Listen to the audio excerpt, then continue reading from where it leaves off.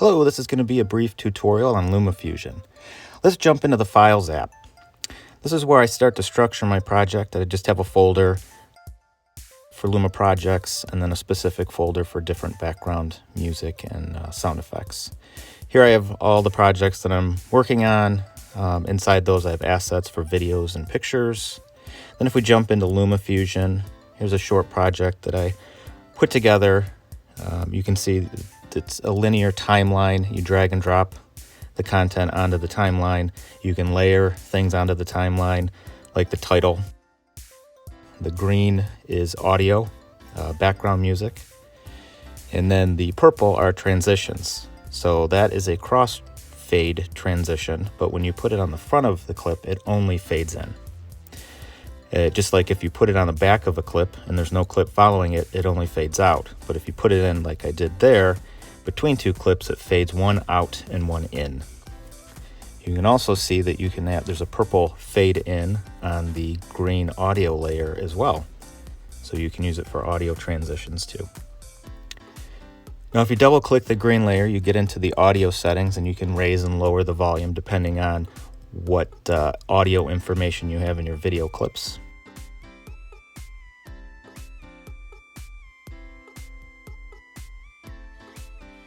You can also go into videos and raise and lower the volume in your video clip as well.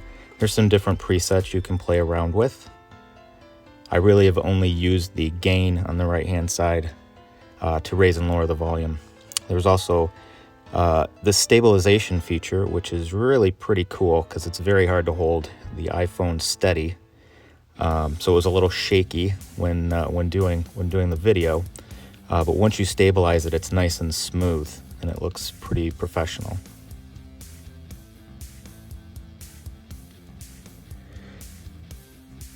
So now if we look at the transitions, you can see there are several of them to pick from. I mostly use the cross dissolve and there's a motion blur one. And then if you go into the audio section, this is a CD of royalty-free music I downloaded off of iTunes. It's all accessible within Lumafusion. You just drag and drop it into your project. Now in setting up the location for your project, there is linked folders. So you can see the one that we saw in the Files app. And all you do is add it, and it brings up the Files app, and you locate the folder you want to add, your main folder, save it, and then it will be accessible within Lumafusion. You can see all my projects here, assets and projects.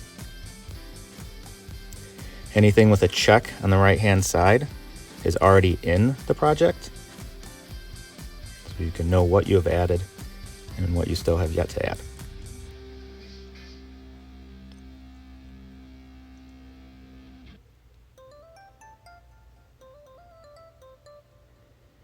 So here you just drag and drop right at the end of the project.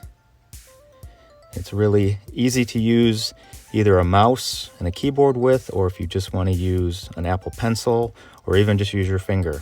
It's very easy and user-friendly to assemble these clips.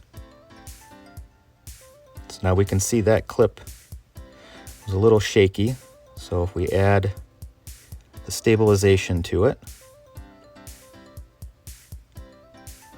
can go back and look at the clip again and see that it's much smoother. So that's a really cool addition in the last version of Lumafusion that they added.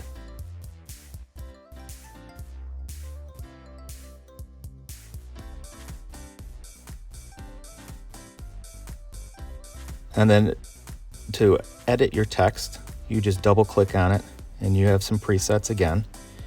And you can update your text as well. You can see all the choices you have, titles, transitions. You know, here's adding a cross dissolve transition at the front of your title. Has your title fade in.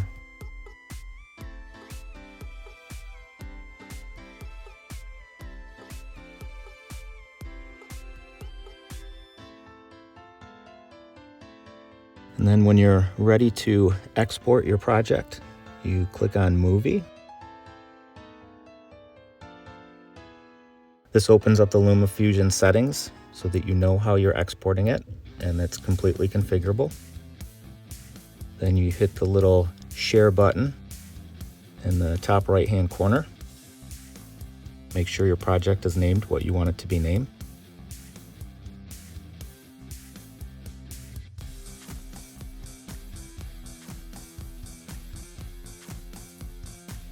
It really doesn't take long to finish and upload the project.